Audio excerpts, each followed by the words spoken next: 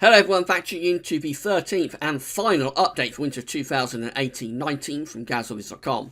So at the beginning of September we had 13 winter updates penciled into the diary.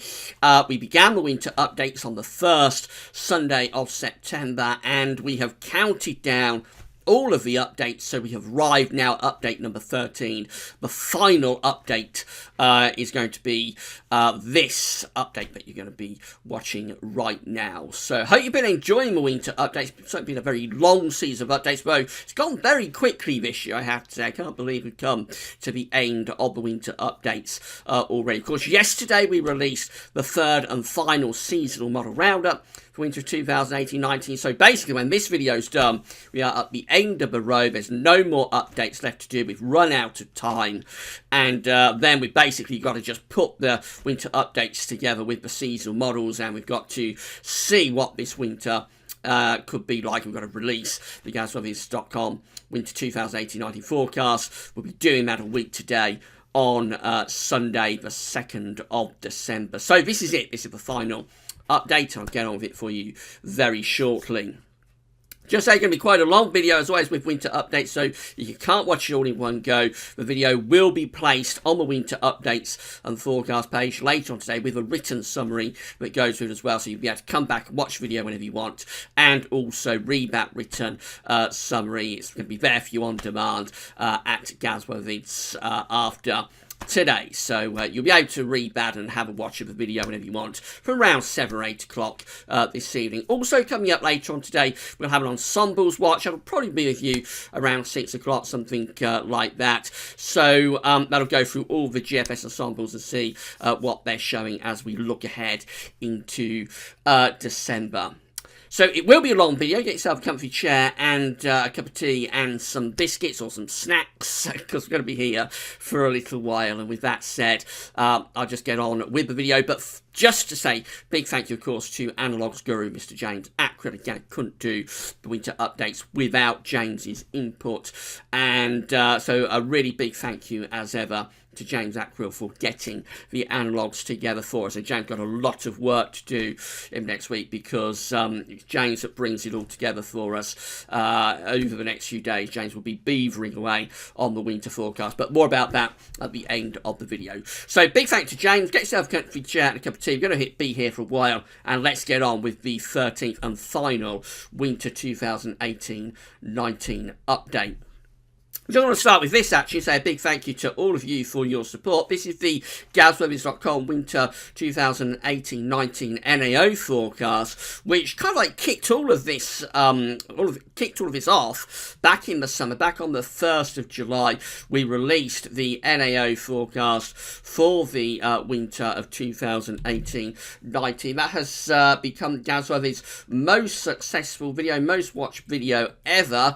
It has, can you believe it has now over 30,000 video views, 30,957. You put all those people together, that would be kind of like a fairly large sort of stadium. So incredible number of views, way above any previous video from GWV. I think our previous record was around 23,000, something like that. So it's way above that. Stats incredible as well. So I've had 124 thumbs up, 124 likes, 12 dislikes, but we won't worry too much about that. At the same time, GWV's channel has gone over, we've gone over 4,000 video views, so things really have been quite extraordinary with this season of winter updates. So big thank you to all of you for your support and to keep coming back and watching the videos and engaging, liking, and all of that kind of thing. Big thank you to all of you. And of course, big thank you to the patrons and the donors as well for giving their financial support to what we're doing at GWV. It does mean a great deal indeed. Right, so we're going to start off this winter 2018-19 update, this final winter 2018-19 update with the Atlantic hurricane season. So this is the 2018 Atlantic hurricane season page from Wikipedia. We've been keeping an eye on this right the way through this this season of winter updates. Let's scroll down to the latest names. Just to say, this image that you see here, this is all of the tracks of all of the storms and hurricanes that we've had this season through the Atlantic Coast. So it has been quite an active season, actually. Quite an active season this year in the tropical Atlantic. Not as active as it was last year, but it has been a fairly big-ish season, really. And we expected it to be quite a quiet season, so it has taken us a little bit by surprise, I think, this Atlantic hurricane season. So these are the total... these are the numbers in terms of total depressions, total storms, hurricanes and major hurricanes. This is how the scores on the doors are looking for the final time. So for total storms, we're standing at 16. For total storms, we're standing at 15. For total number of hurricanes, we're standing at 8, and for total number of major Category 3 or above hurricanes, we're standing at 2. So unchanged from last week. Obviously, we are now right at the very end of this hurricane season. You can sometimes get a storm or a hurricane this late in the day, but it's quite rare and unusual to do that. We're basically at the end of the 2018 Atlantic hurricane season. It has been quite an active season, actually, certainly in terms of depressions and storms. Hurricanes a little bit above average as well, and major hurricanes probably close to average. One of the ways that you can tell how active a season you've had is from accumulated cyclone energy, or ACE. So this is the accumulated cyclone energy page on Wikipedia. So it says that accumulated cyclone energy, ACE, is a measure used by various agencies, including the National Oceanic and Atmospheric Administration, NOAA, and the Indian Meteorological Department, to express the activity of individual tropical cyclones and an entire tropical cyclone season. So basically it's looking at the amount of energy that's used, the amount of wind energy that's used within both individual tropical storms and also within a tropical storm season. Now we can actually see the list of ACE going right way back to the 1800s. Here we go. This is the table showing me accumulated cyclone energy of these various seasons going right way back to 1851. So the year of 1851 had an ACE of 36.24, which was a very quiet season below normal. 1852 had an ACE of 73.28. That's about average. So round 70, 80, something like that with ACE. That's about sort of average. So let's run down. I'm not going to go through all of those years because there's far too many of them. We'll run down to the current situation. So let's go down through the 70s, through the 80s, through the 90s, into 2000s, into the 2010s, and we come to 2018, and there it is. So 2018 currently, of course, the season isn't over yet, but it currently has an ACE of 126, and then of course there's the sort of numbers. So 15 total storms, 8 hurricanes, and 2 major Category 3 or above hurricanes. The season isn't over yet, so that isn't finalised, but I doubt ACE will deviate much from that. So last year, 2017, had an ACE of 224. Very, very active season. It's actually listed as hyper active with sort of 17 storms, 10 hurricanes, and 6 major hurricanes. Big hurricane season in 2017.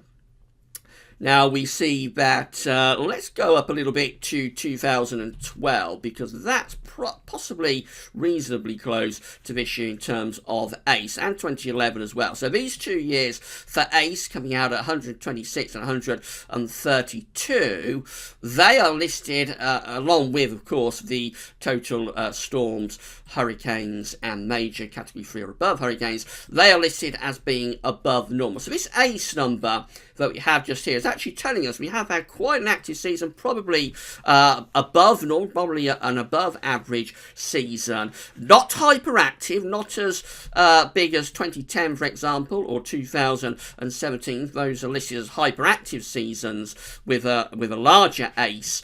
And so not as active as those, but probably it has been an above average season, this, particularly in terms, as I say, of the storms, but also a fairly big number for hurricanes as well. So we'll do a little bit of reanalysis now, and James has been looking back at past years that had sort of hurricanes and also named storms, hurricanes and major hurricanes that are kind of within the ballpark of this year. So, for example, we've got a table here of the years that we think are closest in terms of named storms, hurricanes, major hurricanes, and possibly ACE too, but remember ACE is still to be finalised. So you can see that, for example, in 1887, that one had 19 storms, 11 hurricanes, and 2 major Category 3 or above hurricanes. So that's perhaps not the closest match to this year. But then we've got 1990, for example, which has 14 named storms. So that's a little bit close to this year, of course. 8 hurricanes and 1 major Category 3 or above hurricanes. So that's what we're looking for. We're looking for the years that have been reasonably close to 2018, both in terms of the named storms, the hurricanes, and the major hurricanes. And this is what we've come out with, of course. We come out with 1887, 1836, 1944, 1990, 1998, 2000, 2003, 2012, and of course this is the current year of 2018.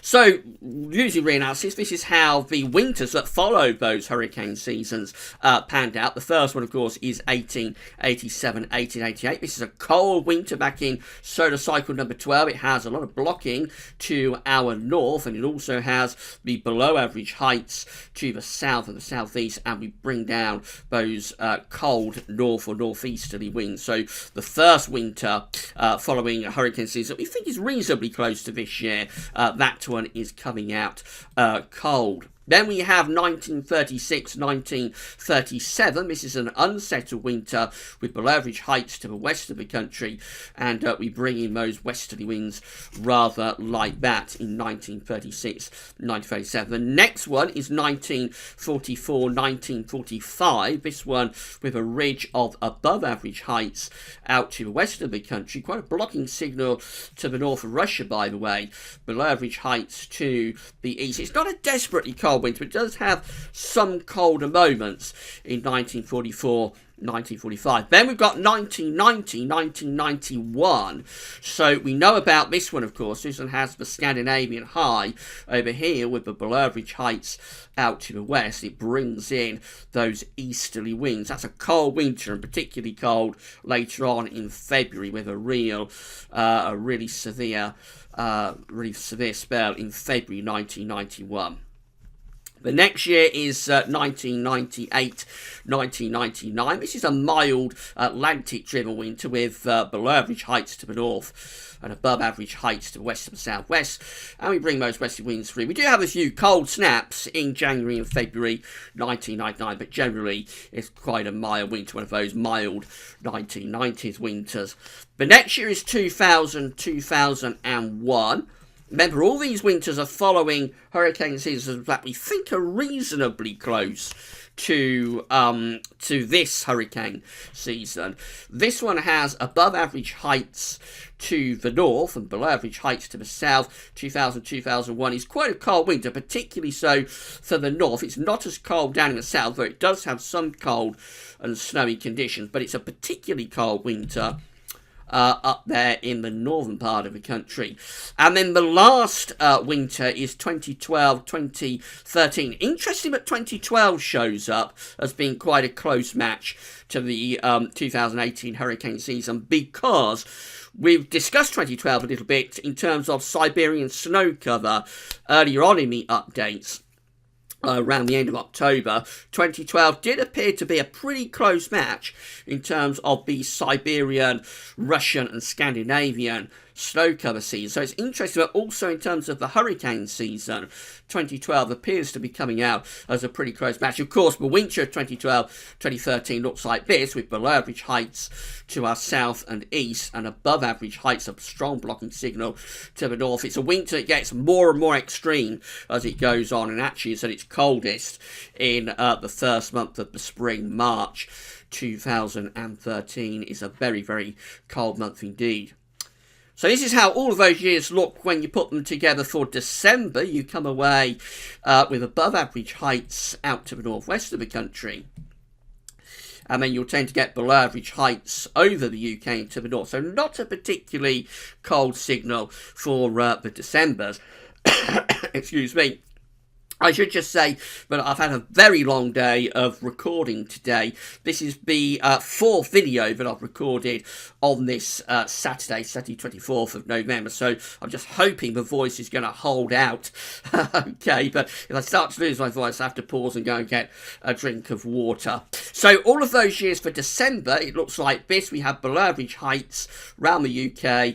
Not a particularly cold signal for the Decembers. But it gets much more interesting in the Januaries, because we do get quite a strong blocking signal setting up in the Januaries. We get this area of above average heights building to the north of the UK, and then we have the below average heights over and to the south, and so this would be bringing the wind in from an easterly direction in the Januaries. Of course, the trough could provide energy for wintry conditions.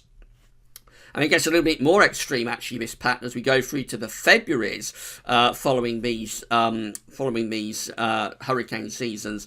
We find that the Februaries tend to have below average heights over to the east and the south of the UK, a blocking signal up to the northwest in that sort of position. And that's really quite an extreme block pattern, actually, that we see there in the Februaries. The Marches also look potentially quite cold. So once December gets out of the way, we do have quite a strong signal here for cold weather, let's say in the first quarter of the years, really. So January, February and March can all be demonstrating quite cold weather in these winters following these hurricane seasons that we think are pretty close matches to the 2018 hurricane season. In terms of the winters overall, the reanalysis looks like this. So all winter months and all winters combined, we find a blocking signal to the north. We find below average heights to the southeast, bringing wind down from the north or northeast, and therefore this hurricane season is quite possibly favouring quite a coldish winter. And if we look at December to March, actually the reanalysis is even more extreme in terms of northern blocking. So we really do have a very, very strong northern blocking signal for December to March, with a really strong area below average heights around Greenland and stretching back into the Arctic, with the below average heights to the south of the country, again favouring bringing down those east or northeast winds. So it does appear as though this particular hurricane season really is favouring the chance of colder weather through winter. Of course, we can't take this in isolation. We've got to put this together with all of the other things we've been looking at through the winter updates, and that's what we'll do when we come to release a forecast. You will see how all of this comes together and what the final sort of analogues look like, the favourites, if you like, of the years have been cropping up most frequently through these winter updates. You'll find out next week when we do that forecast. Now, one other thing I can show you for the hurricane season is from our good friend Richard Trott. So Richard has looked at hurricane seasons that have 8 or more hurricanes and 2 major hurricanes. So just kind of like narrowing the field down a little bit, if you like. But we don't take into account named storms with this one. So what we see for the Decembers, and these years are 1870, 1878, 1880, 1887, 1954, 1980, and 2012. Again, what we see with these years is that we have this area of below average heights again over to the east of the country. We have the above average heights around Greenland. And so this is a colder signal for the Decembers, interestingly. The first batch that we just looked at wasn't overly cold for the Decembers, got colder as the winter months went along. But this one is starting off potentially even with a cold signal in the Decembers, which is really quite interesting. Then we go through to the Januaries, and that blocking signal just strengthens even more. Look at this, really, really strong northern blocking around Greenland and Iceland.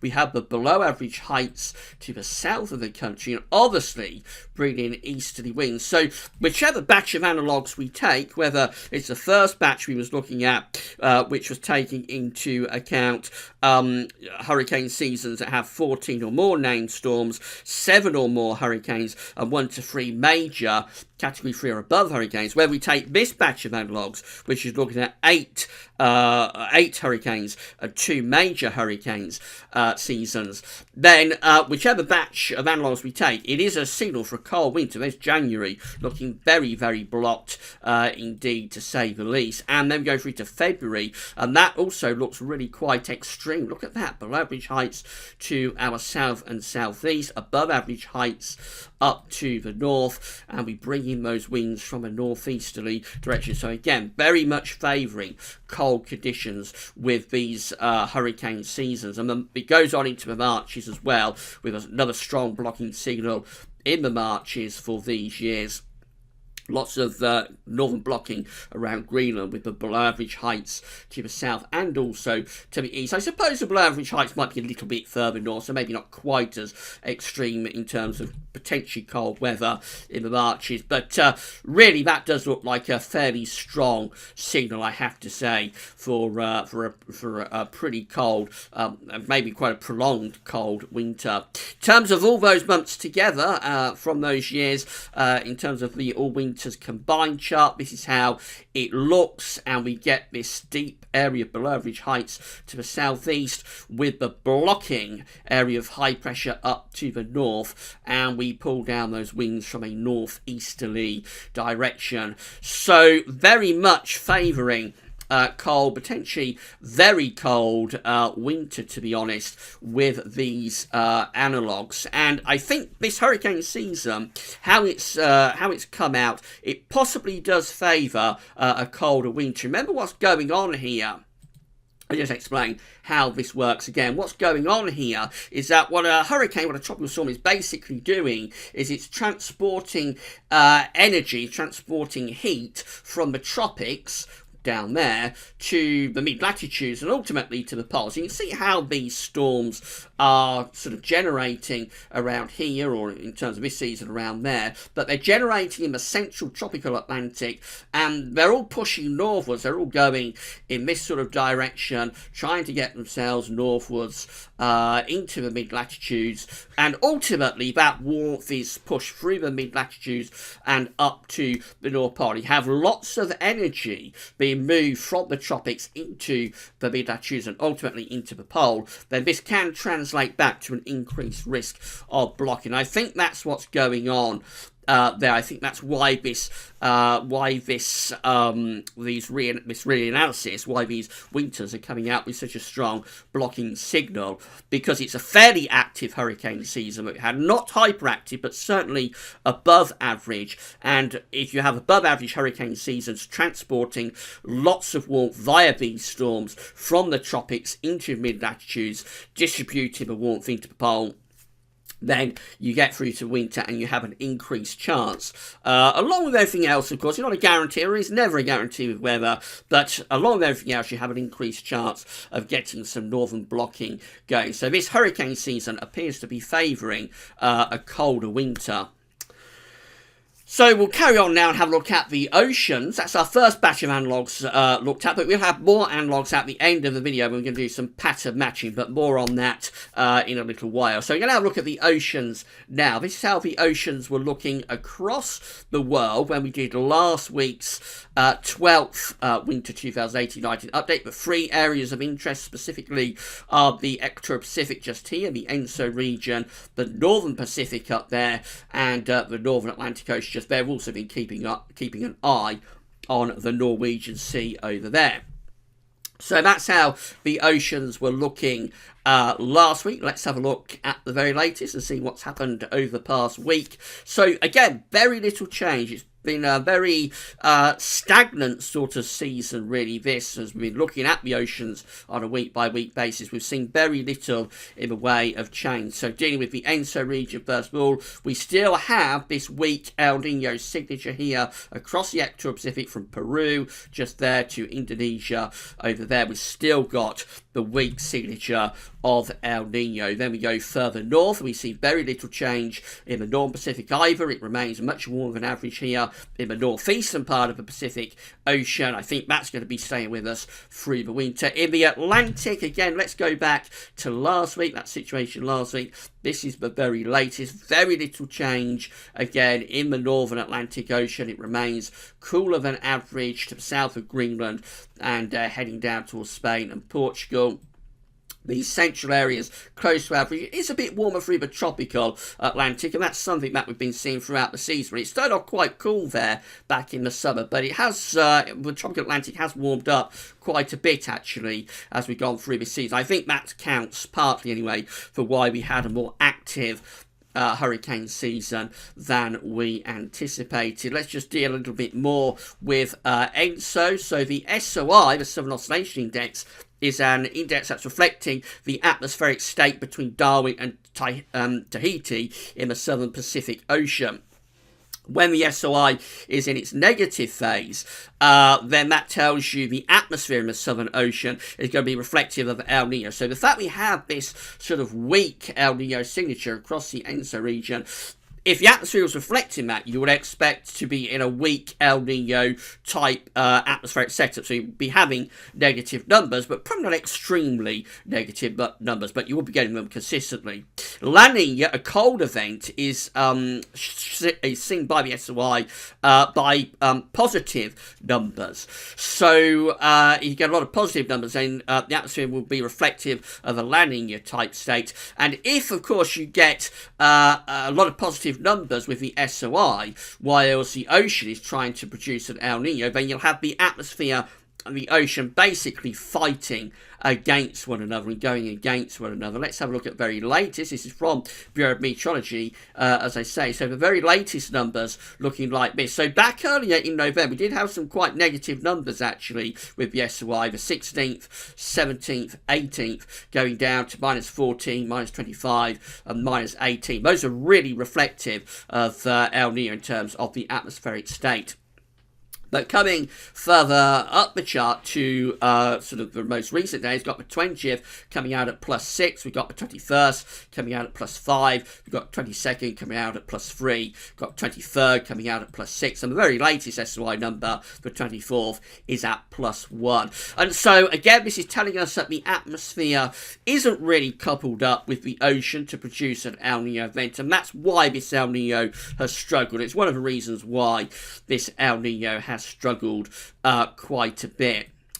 However, it does look as though we are going to have a weak El Nino for this winter, so all of the modelling is in that direction. This is from the CFS V2. Latest forecast for the CFS is placing us at around 1 degree above average. Our temperature anomalies on the side, dates are on the bottom, that's January 2019, when you expect any El Nino event to be peaking and then easing away through the spring before you get to summer, and then you'll start to think about where you're going to go next. So at the moment we're around there, around +1. The black dashed line, which is the ensemble mean, that's keeping us at that sort of level through. It's actually keeping us at that level through to the spring and into the summer, but that's very unlikely. What's much more likely is that we'll keep at this sort of level with this El Nino event around +1 Celsius above average through to the start of next year. And then somewhere around here, it will either probably drop back to neutral.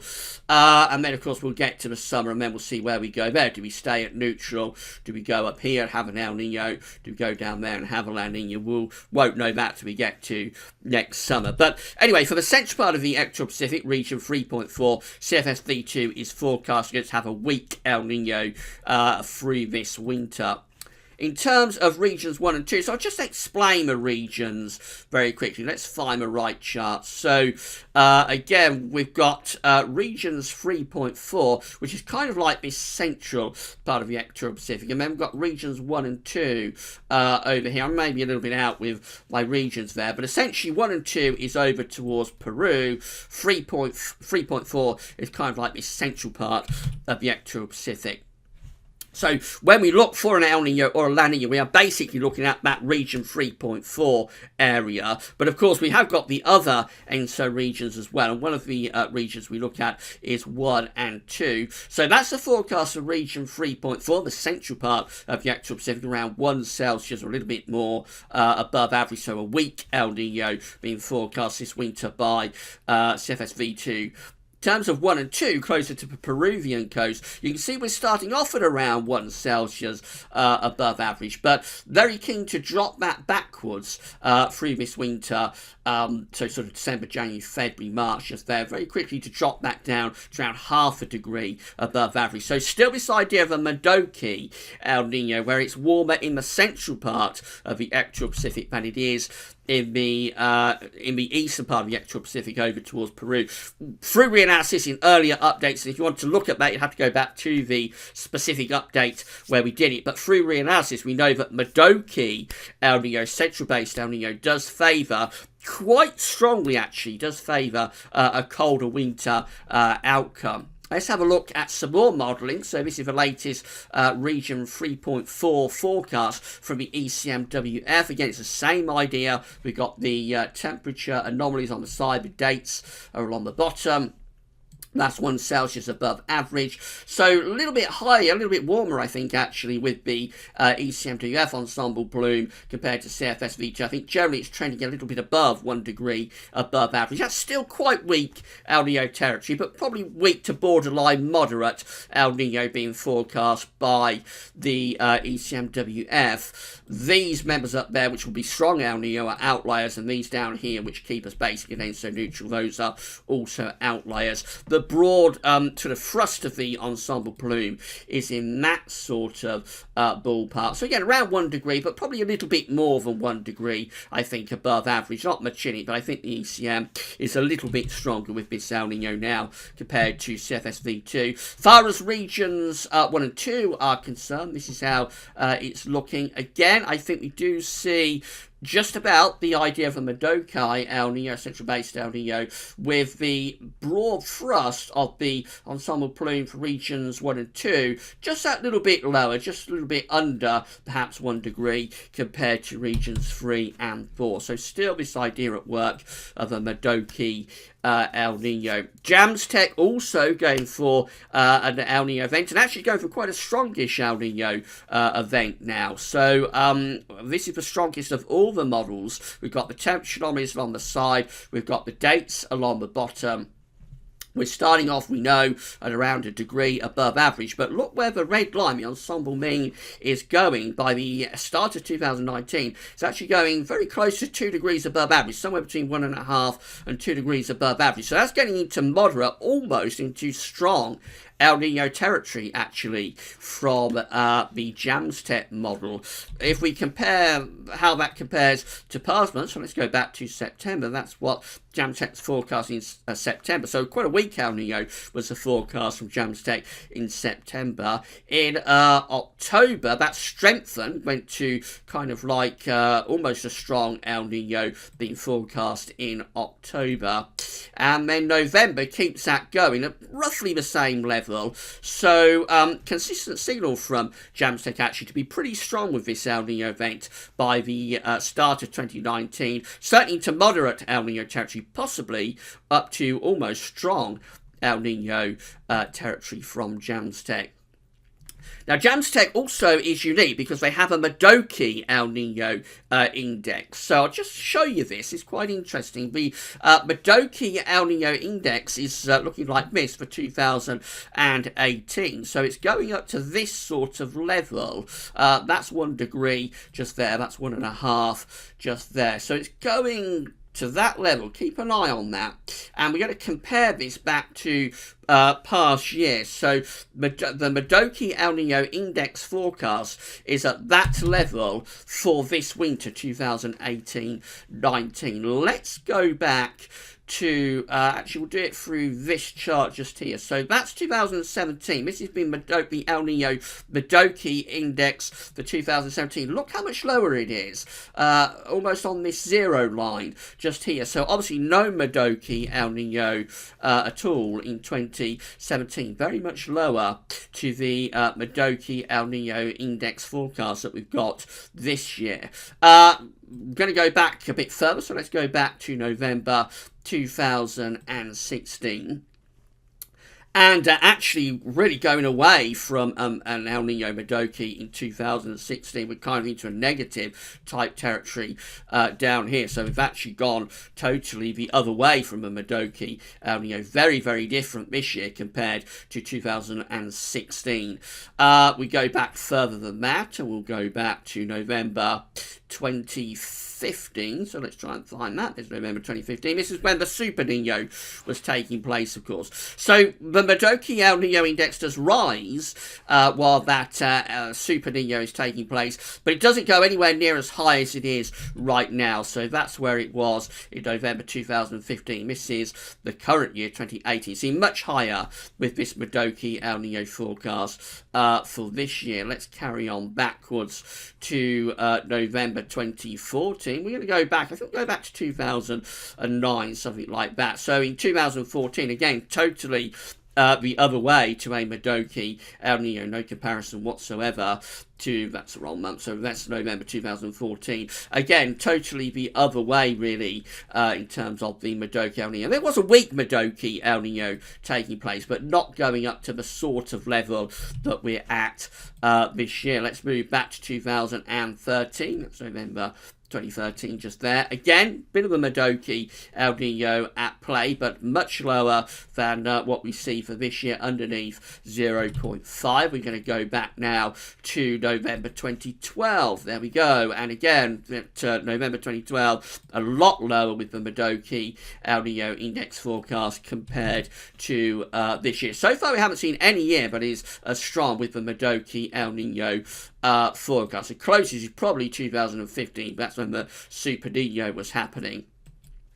November 2011, that's completely away. Of course, we're in La Nina in that winter, sort of 11-12 in the La Nina event, so no comparison to this year with the Madoki El Nino forecast. This is November 2010, just as the November to Remember is going on. Of course, strong La Nina is taking place through the winter, or moderate La Nina taking place through the winter of 10-11, and the Madoki El Nino index is right down there, so again, no comparison. And then what about 2009? That's as far back as we can go. November 2009. Look at that. That's the highest that we see up to this year. So around this point, between 0.5 degree and 1 degree above average in November 2009 with the El Nino Madoki index. Compare that to this year. It's forecast to go a little bit higher this year than November 2009, but they are very, very close indeed with the Madoki El Nino index forecast between November 2018 and November 2009. That's quite interesting, and it could be quite pivotal that when we come to bring the winter forecast together. The fact that 2009 for this El Nino, this Madoki El Nino, is looking like a very close match to 2018. Right, moving on to solar activity. This is how the solar disk is looking on our side of the disk today from solarham.net. We have one very, very small sunspot appearing there right in the middle of the solar disk. Solar activity is at very low levels and is expected to remain at very low levels for the next 3 days. This is the GWV's 13th Winter Update Solar Activity Tracker sent through by our good friend James Ackrill. For the final time, the solar tracker tells tells us that we are at a very, very low level of solar activity. The orange line here depicting each individual day's sunspot number. So you see we are at a really low level of sunspot numbers right now. The thick green and the thick red lines are the trend lines there on the floor of the solar tracker. And so again, we can see quite clearly that we're at a really, really low level of solar activity. I think we entered solar minimum for this solar cycle number 24. We entered that back in the summer. Just here you see this crash took place through the summer. That was the point where we entered solar minimum, and I think we're going to stay at solar minimum. We're certainly going to stay at solar minimum for this winter. I think we're going to stay at solar minimum probably through much of next year, maybe in around a year or so's time that we'll begin to move on to the next solar cycle number 25. You never know when you've gone into the new, when you're going to go into the new solar cycle until it actually happens, so we can't really say when it will happen, but I would anticipate it'll be sometime within the next year or so. So this is going to be, if it's not the solar minimum winter, it will be very, very close to being the solar minimum winter. And we know that that increases our chance of a cold winter. We've looked at the reanalysis through the earlier updates. We know that it increases the chance of a cold winter, but it isn't a guarantee that we will definitely get a cold winter. So, yes, increases the chance of getting a cold winter, but it doesn't guarantee that we will. Big thank you to James for keeping the solar activity tracker updated through this season of winter updates, and you'll be seeing that. I think next time you'll see that will probably be when we begin the GWV Sunday roundups, which will start again in January. We'll begin those the first Sunday, or something like the first Sunday of January. So a little bit of a pause with the solar tracker for the next month or so, but you will see it, I think, when we begin the winter, when we give GWV Sunday roundups in the new year. Siberian, Russian and Scandinavian snow cover next. So this is how things are looking across Siberia and Russia. When we did last week's update, this is from Friday, the 16th of November. So we have quite a decent cover of snow across these northwestern parts of Russia just here. But we was down on snow, quite a bit down across Scandinavia. We have pushed some of that snow into the east of Europe. That's how things were looking last week. This is the very latest, and you see we are still really quite low with snow cover across Scandinavia, actually. So again, that's how things are looking across Scandinavia right now. Quite a bit down snow cover there. We're doing okay for snow cover across Russia, though. Most of Russia is covered, and that snow has pushed into the east of Europe as well. That's for Friday the 23rd of November. Let's just compare back to past years. So this is how things were looking at this point last year. You notice a lot more snow cover across Scandinavia at this point last year. The whole of Scandinavia was covered. The snow line was into west of Russia, so we're in line with that. But we are down on snow cover now for Scandinavia. That went a bit wrong, so let's go this way then, and we'll see what's happening there. So I'm not sure quite what's going on there, actually. So I think this is about to go a little bit wrong. So we're going to have the privacy notice come up, so we need to move through to there. Hopefully that will be okay. Right, so let's see what happens. Sorry about that, but of course I'm sure you've all noticed, if you've been looking at this, that we're getting this not secure notice appearing up here, which tells us that their certificate at the NATIS and NOAA website, the security certificate for HTTPS, is not being picked up by Google. I'm using Google Chrome. They're not recognising the security certificate. This website is completely safe and secure. They are using a specialised federal security certificate that's not recognised by Google, but it is a completely secure, completely safe website. I can assure you of that. So this is how things are looking in 2016 compared to the current situation in 2018. So again, more snow cover at this point in 2016 across Scandinavia, and about on trend for West Russia as well. That's 2015. Again, more snow cover for Scandinavia, and about the same for Western Russia. That's 2014. So at this point in 2014, we actually have less snow cover across Western Russia, and probably about the same across Scandinavia. Things are going a bit wrong at this point in 2014. That's 2013. More snow cover for Scandinavia then, and about the same for Western Russia. That's 2012. So that's a year that's been cropping up quite a bit through these winter updates. We are down on snow cover for Scandinavia on this point in 2012, but we're a little bit ahead probably for Eastern Europe and western parts of Russia too. That's 2011. So we're kind of like on a par, I think, with 2011 actually for Scandinavian snow cover, and probably a little bit behind for Russian snow cover. That's 2010, very close for Russian snow cover, but way behind for Scandinavia. All of Scandinavia was covered with snow at this point in 2010. Then we move on to 2009. So we're behind 2009 for Scandinavian snow cover quite substantially. Probably ahead, though, for Russian and Eastern European snow cover. That's 2008. Look at that. Most of Europe was covered with snow at this point in 2008, right way through to Germany and even sort of eastern parts of France. All of Scandinavia also covered. So obviously we're well behind 2008 for snow cover at this point. That's 2007. Again, behind 2007 for Scandinavian snow cover, and probably behind for Russian European snow cover too. We're behind for 2006. 2005 is quite interesting. So we're fairly close, I think, actually, to snow cover for 2005 across Scandinavia. Probably a little bit behind. We're well behind for Europe. Again, we have pushed for snow across many parts of Europe, Central and Eastern Europe anyway, at this point in 2005, before we'd actually got it through the west of Russia. So that was a very unusual season of snow cover in 2005. 2004, again, we are well behind 2004 for Scandinavian snow cover, and probably for Russian and Eastern European snow cover as well. 2003, we're behind 2003 for Scandinavian snow cover. It's a very bleak scene across Scandinavia at the moment for snow cover. That much is obvious. And also, we're behind for Western Russian snow cover too. We're behind 2002. We're behind 2001.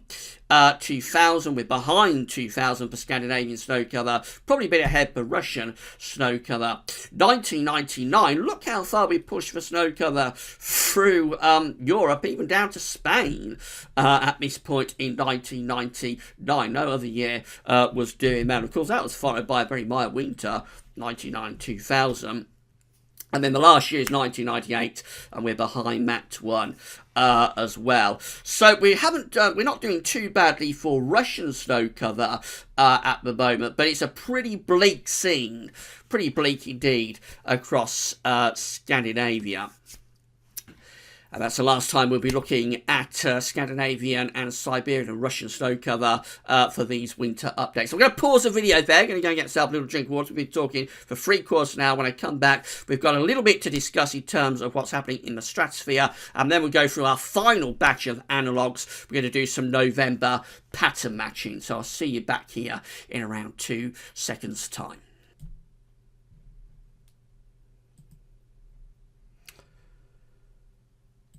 Okay, we're back and we're ready to conclude the 13th and final Winter 2018-19 update. So we're just going to talk about this from weatheriscool.com for the stratosphere, and then we'll look at our final batch of analogues. We're going to do a little bit of November pattern matching. But I want to start off this second part of the 13th Winter update talking about this chart from weatheriscool.com. This is depicting the strength of the zonal winds at 10 HPA over North Pole. It tells us where we've been with the strength of zonal winds and where the GFS and the CFS models are forecasting the zonal winds to go. So this blue line that you see just here, that is how the zonal winds have been performing through this season. Generally quite strong zonal winds actually. You've got the dates on the bottom, so that's kind of like November, just there, our current month. This is December, this is January, and that's February. So through November and even back into October, the zone winds have been quite strong.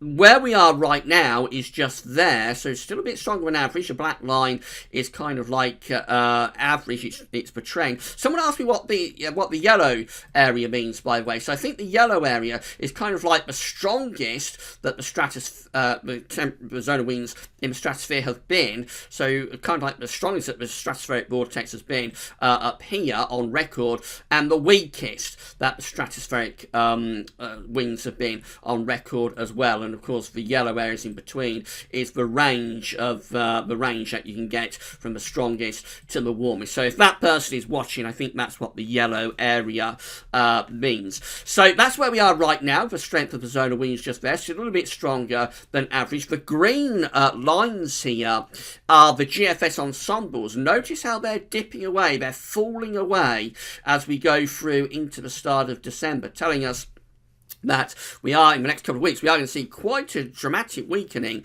of the strength of the zone of winds, actually. Some ensemble members, GFS ensemble members, are going down to that sort of level, which is very, very low for December. That's a really low level, a really weak sort of zone of wind at 10 HPA for December.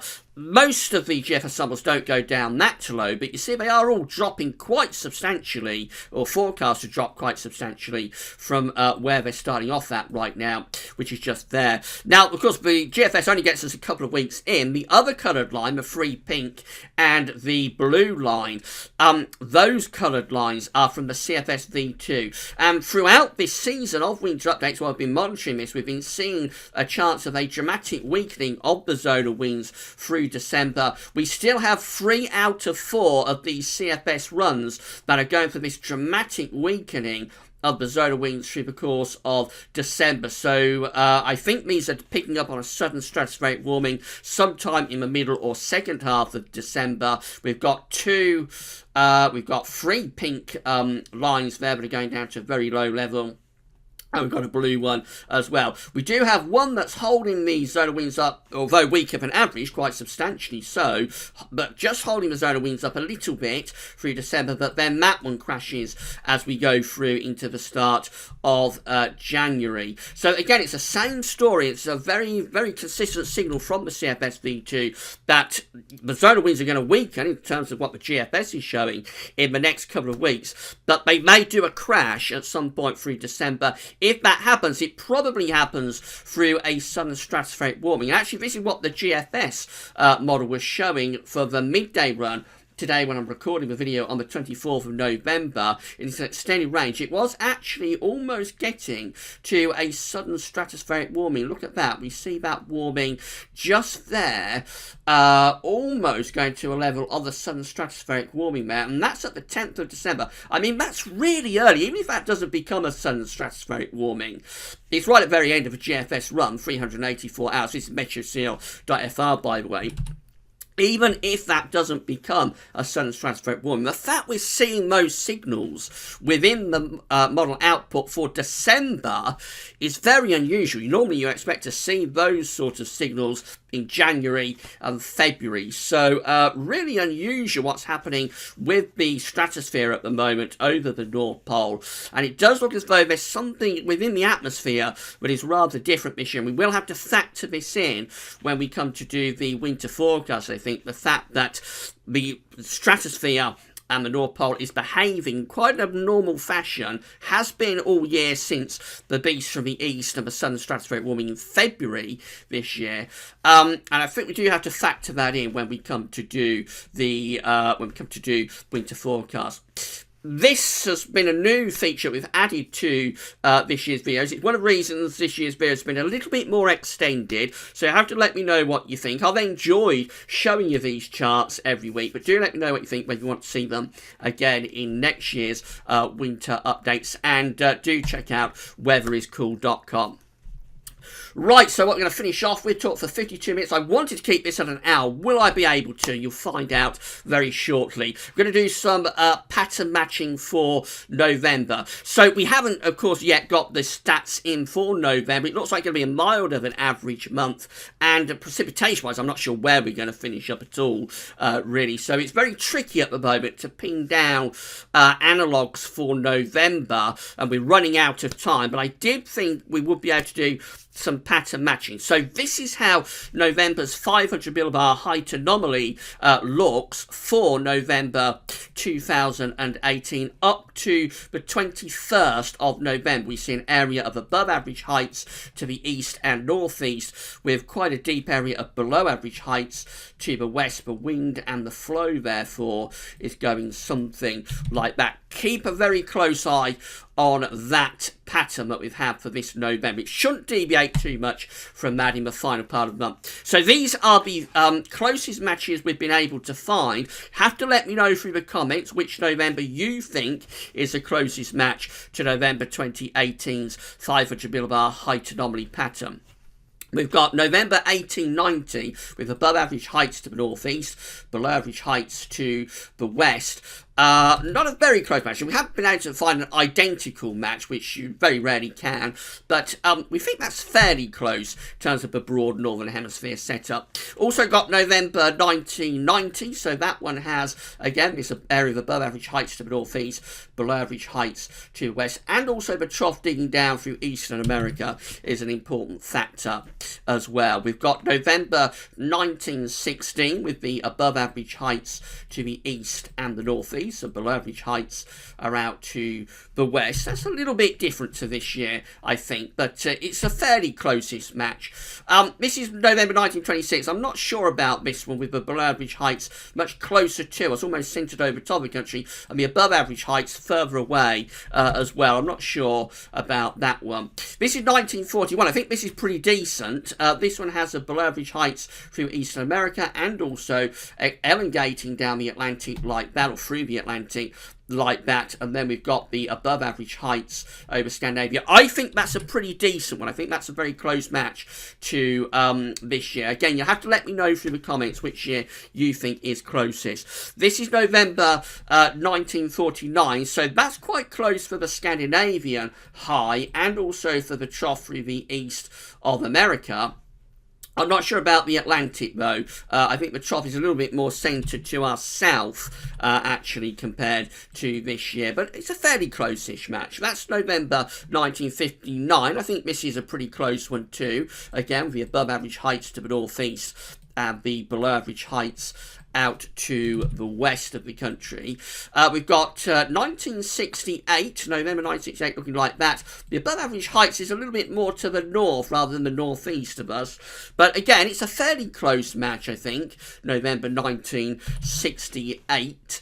We got 1976. Again, not sure about that one. The above average heights much further away from us towards the west of Russia, actually. So, again, not sure about November 1976. November 1989. That one's fairly close to the Scandinavian high and the trough through the east of America. But the Atlantic doesn't look quite right. So it's close-ish, but perhaps not quite close up. 2002, looking like that, with the below average heights running through there and the above average heights up there. Again, not perfect, but it is a fairly close-ish match. And then we've got 2014, actually, which is pretty close. Again, the below average heights to the east of America and elongating through the Atlantic, the above average heights to our northeast. I know which I think are the closest. I think it's 1941 and 2014, but do let me know through the comments what you think. This is how the winters of those years were looked after those Novembers. So winter of 1890, 1891 has this area of above average heights to our northeast and bringing in those easy winds. That's a cold winter with a very cold December, the coldest December on CET record. We nearly beat it with the December to remember, December 2010, but we fell just short of December 1890. 1900, 1901 is quite a cold winter. We're blocking around Greenland and below average heights to the south and to the southeast of the country as well. 1917 looks like that. A cold winter, of course. During the Great War, we have the below average heights to the south, have the blocking signal up to the north. It's one of a few very cold winters, but occurs in the first 40 years of the 20th century. It occurs as that nasty war is going on, World War I. We've got 1926, 1927 with above average heights out to the west of the country. A very quiet winter. That one, 1926, 1927. 1941, 1942 is a cold winter. And remember, I think 1942 is one of the closest matches to the current November.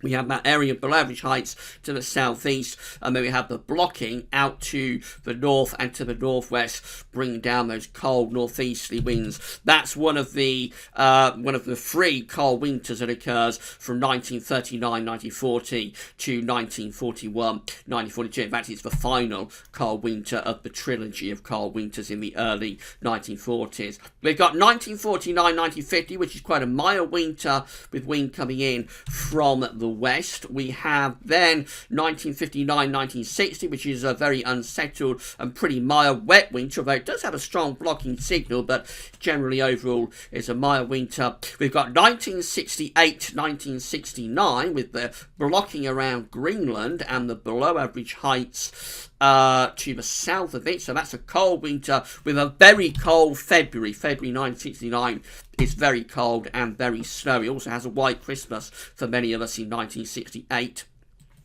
1976, 1977 is a front-loaded winter with a blocking signal up to our north, below average heights to the south. It starts cold in December 76, then gets milder.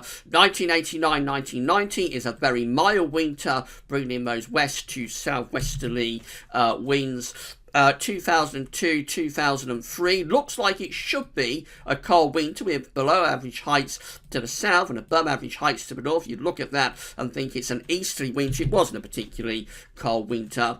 And then 2014, 2015, our final winter has below average heights to the north, above average heights in the middle of the Atlantic. We bring in a lot of west to northwesterly influences in this winter. It's rather a chilly zonal winter in 2014-15. Combining all those years, the Decembers come out with a weak blocking pattern, some above average heights to the north, but really the Decembers are favoured to be very unsettled and quite wet months. The Januaries, though, look like that. A much stronger blocking signal appears in the Januaries following these November pattern matches. So yes, we do have the chance of some much colder weather in January, with the below average heights again to our south and bringing in those east or northeasterly winds. Probably quite a increased chance of a cold month in January.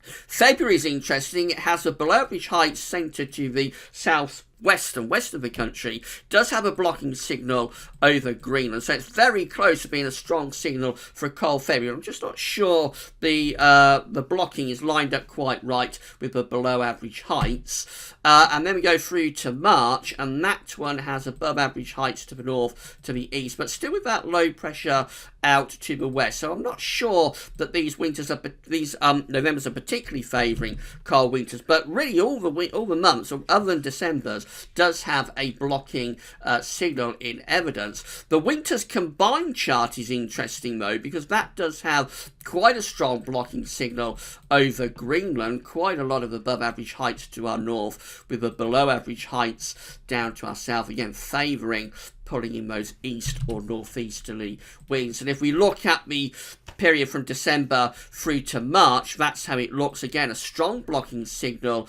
with below average heights to our south and the blocking around Greenland, very close to favouring cold winters actually, with, or cold Decembers to Marches, with these November pattern matches. And that is it. We've talked for 1 hour, 2 minutes, and we have reached the end of the winter update. So big cheer. That's it. We've come to the end of the winter updates. And there's nothing more I can tell you. We've come to the end. So there's nothing else left to do now other than to put the winter methodology, what things we've been talking about throughout these 13 winter updates, put that all together with the season models and see where we come out. And that's what we'll be doing. In 1 week's time, you will see the GWV Winter 2018-19 forecast. Will it be a forecast for a cold winter? Let me know what you think we're going to be forecasting via the comments. I'd love to know what you think this winter is going to be like. Do let me know. Do get in touch on social media, on GazOviz, in the comments at YouTube. I want to know what you think this winter has in store. And you'll find out in 1 week's time what I'm thinking and what GazOviz is thinking. So now, poor James has to get it all together.